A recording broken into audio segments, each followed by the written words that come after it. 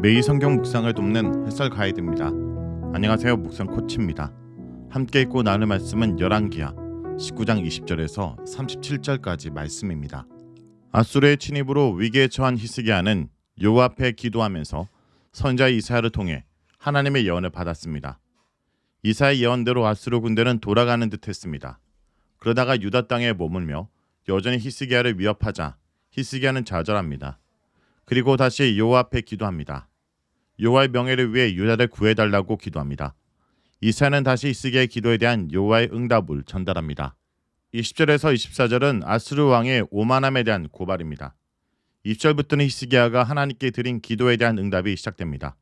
하나님께서는 이사야 선지자를 보내 히스기야의 기도에 대한 하나님의 대답을 들려주십니다. 첫째는 아수르 왕에 대한 심판입니다. 아수르 왕에 대한 심판은 두 부분으로 나뉘는데 20절에서 24절은 아수르 왕에 대한 고발이고 25절에서 28절은 아수르 왕에 대한 심판입니다. 하나님께서는 시온의 처녀딸이 아수르 왕을 멸시하고 비웃을 것이며 예루살렘의 딸이 머리를 흔들 것이라고 하십니다. 이 문장은 평행법으로 아수르 왕이 여자들에게 비웃음을 당하고 조롱당하는 치욕을 겪을 것이라 말합니다. 고대 근동에서 전쟁에서 승리하고 돌아오면 여성들이 나와 승리를 축하하며 노래하는 풍습이 있었는데 이 장면은 반대로 전쟁에 진 후 적의 여성들에게 조롱당하는 모습을 표현한 것입니다. 머리를 흔들다라는 것은 그 대상을 경멸하고 조롱한다는 의미입니다. 여호와를 조롱하고 비방한 아수르 왕이 제일 먼저 받을 벌이 경멸과 조롱입니다. 22절에서 아수르 왕에 대한 하나님의 불쾌감이 잘 드러나 있습니다.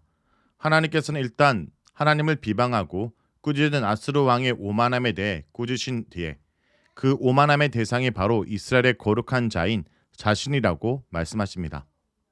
여기서 소리를 높이다, 눈을 높이 뜨다는 교만한 자의 행동을 표현한 것입니다.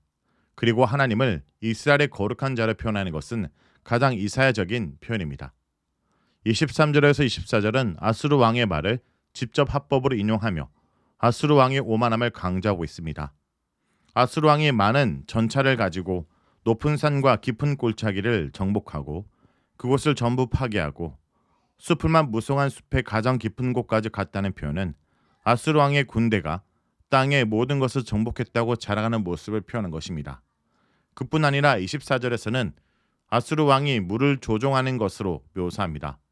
내가 땅을 파서 이방 물을 마셨고는 많은 지역을 정복하여 그곳을 새롭게 건설할 때 자신이 필요하면 언제든 물을 얻을 수 있다는 의미였습니다.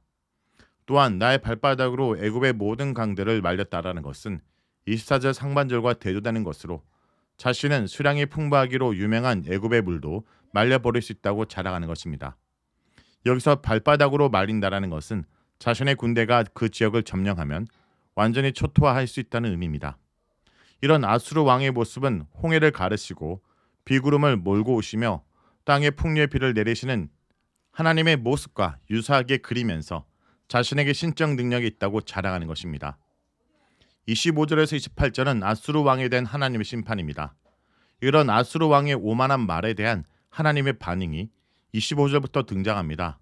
듣지 못하였느냐? 라는 질문으로 시작하는 것은 남들이 다 알고 있었는데 너만 모른다는 뉘앙스의 조롱입니다. 그러면서 이 모든 일들이 하나님께서 태초부터 행하시고 옛날부터 정하신 일이라 말씀하십니다. 그렇기 때문에 아수르 왕이 아무도 침략할 수 없었던 강한 성읍들도 정복할 수 있었던 것입니다. 정복당한 백성들은 두렵고 부끄러워 마치 시든 풀처럼 되었다고 합니다. 이것은 정복당한 백성들은 하나님께서 계획하신 일 앞에선 시든 풀 같은 연약한 존재라는 것입니다. 여기서 세상을 다스리시는 분은 하나님이시며 인간은 하나님의 계획을 실행하는 존재라는 것을 분명히 나타냅니다. 온 세상의 진정한 왕은 세상을 정복했다 자랑하는 아수르 왕이 아니라 그가 세상을 정복하게끔 계획하시고 실행하시는 하나님이신 것입니다. 27절에서 다시 하나님은 아수르 왕의 모든 것을 알고 계신다고 말합니다. 심지어 그가 하나님께 분노를 품고 있다는 것도 알고 계십니다. 아수르 왕이 말한 분노와 교만한 말을 하나님께서 다 듣고 계셨기 때문입니다. 다 듣고 계셨다는 것은 하나님은 이방신들처럼 돌이나 나무로 만들어진 우상이 아니라 살아계신 하나님이라는 의미입니다.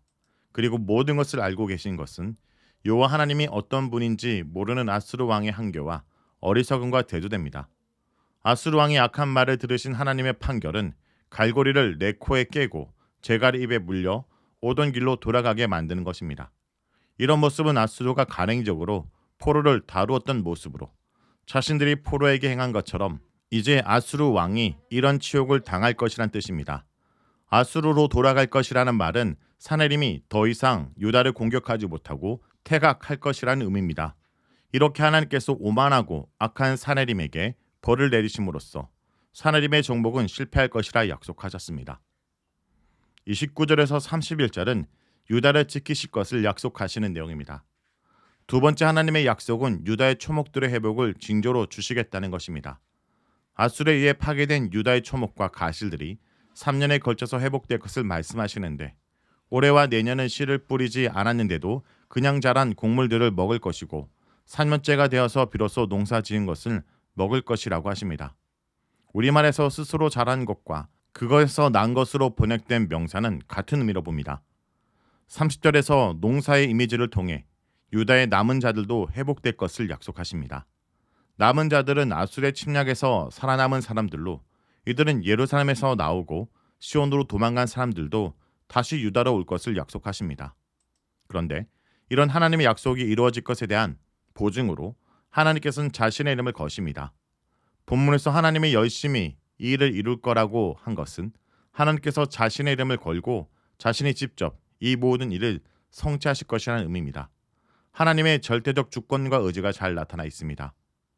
32절에서 34절은 아수르가 쳐들어오지 못할 것을 약속하시는 내용입니다. 세 번째 약속은 아수르 왕이 예루살렘으로 쳐들어오지 못한다는 것입니다. 32절에서 이 성에 오지 못하고 하살도 쏘지 못하고 방패도 성을 향하여 세우지 못하고 토성을 쌓지도 못한다고 하는데 여기 언급된 것은 고대사에서 성을 점령하기 위해 하는 모든 전쟁의 방식을 열거한 것입니다.